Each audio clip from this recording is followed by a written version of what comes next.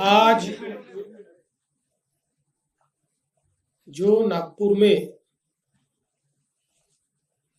दंगाइयों ने जिस प्रकार से दंगा किया, उसके बारे में एक वरिष्ठ स्तर की बैठक मैंने की है। हमारे सहयोगी मंत्री बावनकुळे जी भी उसमें उपस्थित थे। किस प्रकार की घटनाएं हुई, उन घटनाओं में अगर कोई लैप्सेस थे तो वो क्या थे, उन घटनाओं को किस प्रकार से रिस्पॉन्ड किया गया और घटनाओं के बाद अभी तक क्या कार्रवाई की गई, इसकी पूरी जानकारी मैंने प्राप्त की है। मेरे अपने कुछ ऑब्जर्वेशंस उस संदर्भ में थे, वो भी मैंने पुलिस आयुक्त और जो वरिष्ठ अधिकारी थे उन सबके सामने रखे हैं। मूल रूप से ये घटना जिस दिन घटी उस दिन सुबह औरंगजेब की एक प्रतीकात्मक कब्र जलाई गई और उसको जलाने के बाद कुछ लोगों ने उसके बारे में कंप्लेंट भी की।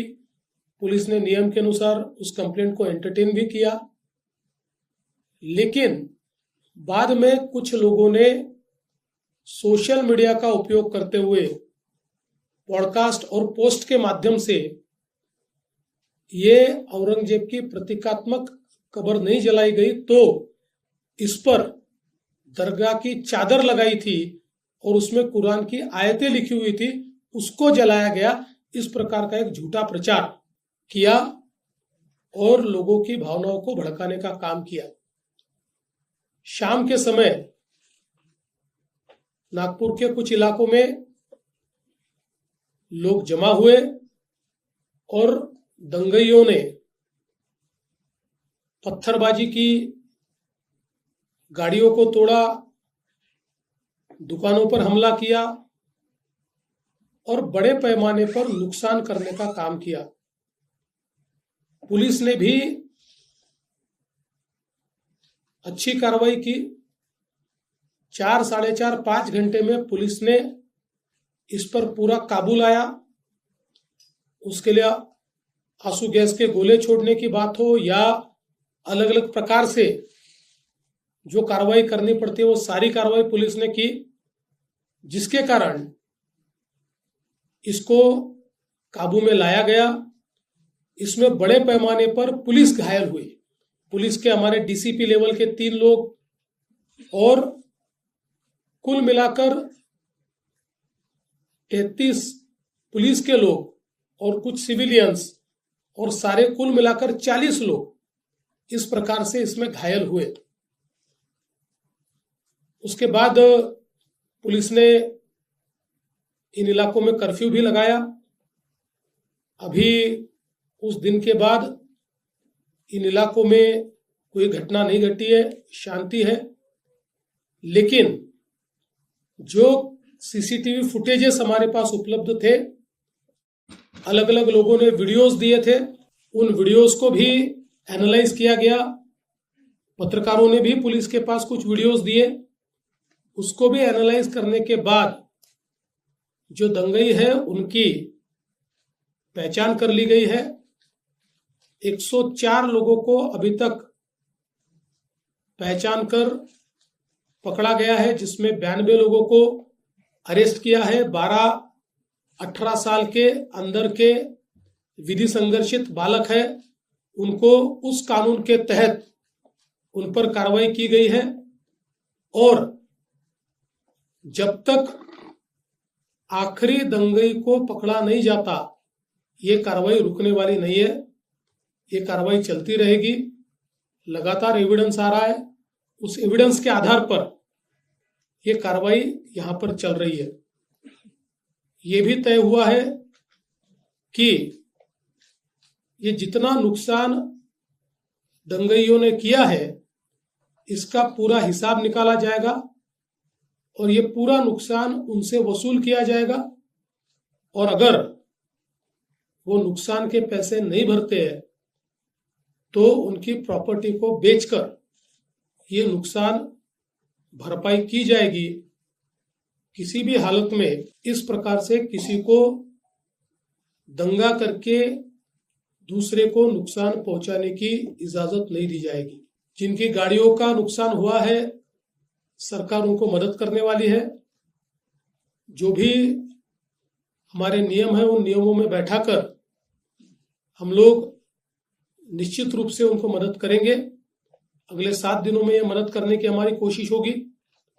और साथ साथ जिन लोगों ने सोशल मीडिया का उपयोग करते हुए इस प्रकार के पोस्ट किए, जिसके कारण दंगे भड़के या दंगे भड़कने में या लोगों को भड़काने में जिनकी पोस्ट ने काम किया है, ऐसे लोगों को भी हम लोग सह आरोपी बनाएंगे, को एक्यूज बनाएंगे और उनको भी दंगे का आरोपी माना जाएगा। करीब 68 पोस्ट ये अभी तक आइडेंटिफाई करके उसको डिलीट किया गया है। कुछ आइडेंटिफिकेशन अभी भी जारी है। वो आइडेंटिफिकेशन होने के बाद उस पर भी कार्रवाई की जाएगी। नागपुर की एक अपनी संस्कृति है। 1992 के बाद नागपुर में कभी भी इस प्रकार के दंगे नहीं हुए। कभी छोटी मोटी घटना हुई होगी, लेकिन इस प्रकार से आगजनी करना, लोगों के गाड़ियों को तोड़ देना, पत्थरबाजी करना, ये किसी भी हालत में सहन नहीं किया जाएगा। और इस पर कड़ी से कड़ी कार्रवाई ये हमने शुरू कर दी है और ये जारी ही रहेगी जब तक हम लोग ये जो दंगे हैं इनको सबक नहीं सिखा देते। विशेष रूप से जिन्होंने पुलिस पर हमला किया है उनको तो निश्चित रूप से अपनी करतूत का भुगतान करना ही पड़ेगा। कड़ी से कड़ी धाराएं उन पर लगकर जब तक उनको कठोर से कठोर दंड नहीं होता तब तक हम लोग शांत नहीं बैठेंगे। सर, क्या इसमें विदेशी शक्तियों का भी जिक्र किया जा रहा है कि बांग्लादेश कनेक्शन जोड़ा जा रहा है, मालेगांव कनेक्शन जोड़ा जा रहा है, और क्या इसकी जांच नागपुर पुलिस के साथ साथ एनआईए भी कर रही है क्या? देखिए,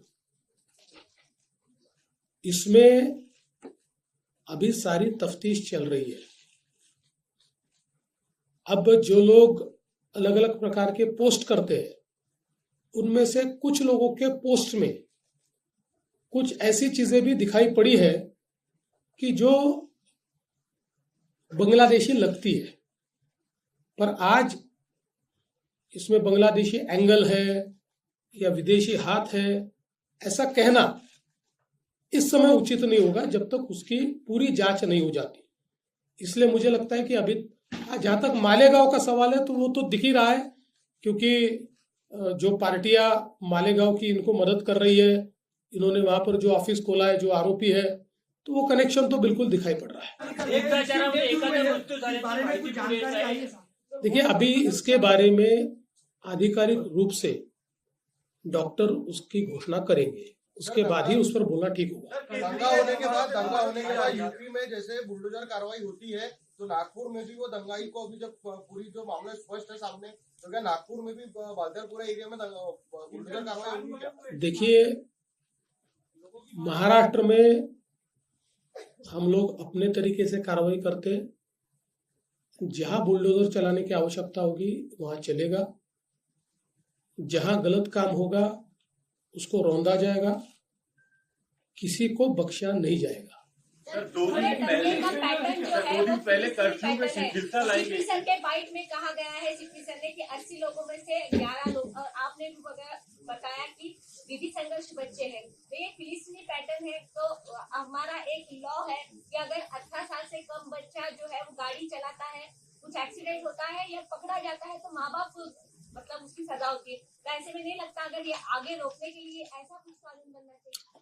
देखिए, अभी इसकी जांच होगी और मैंने जैसे बताया कि हमारे पास अवेलेबल जितने कड़े से कड़े कानून हैं, उन कानूनों के तहत हम लोग इसमें कार्रवाई करेंगे। 2012 में सर 2012 में जब मुंबई में वायलेंस हुआ था 2012 में सर के आलाप पैदा वाला था उसमें महिला कांस्टेबल के साथ काफी अभद्रता की गई थी, इसमें भी वैसा ही है, एक सिमिलर पैटर्न लग रहा है। देखिए महिला कांस्टेबल के साथ अभद्र व्यवहार हुआ, मैंने सीपी साहब को ये पूछा है, ऐसी परिस्थिति नहीं है। हाँ, महिला कांस्टेबल पर पत्थर फेंके गए, उनको आहत करने का प्रयास हुआ है, लेकिन जिस प्रकार से मीडिया में बातें चली है, मैंने उसके बारे में पुलिस कमिश्नर से जानकारी ली और पुलिस कमिश्नर ने स्वयं उसकी जांच की है और उनका कहना यह है उस प्रकार का अभद्र व्यवहार नहीं हुआ है। हाँ जरूर, और ये भी गलत ही है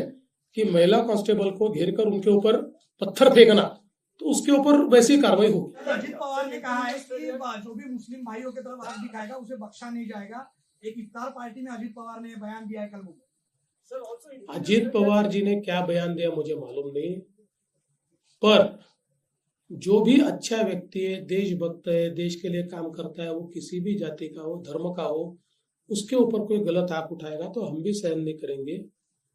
लेकिन जो समाज को तोड़ने का काम करेगा, जो समाज में हिंसा करने का काम करेगा, उसको छोड़ेंगे भी नहीं।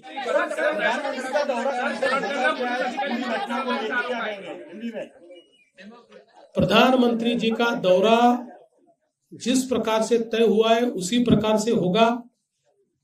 आप सब लोग जानते हैं नागपुर में शांति है, 80% नागपुर के इलाके में तो इस दंगे का कोई असर भी नहीं था, 1 मिनट के लिए भी नहीं था। ये कुछ एरिया है जिस एरिया में ये एक प्रकार से कॉन्सेंट्रेटेड था और वहां पर भी अभी शांति है, इसलिए कोई प्रधानमंत्री जी के दौरे पर इसका असर नहीं है। वो दौरा जैसे प्रस्तावित है वैसे ही होगा।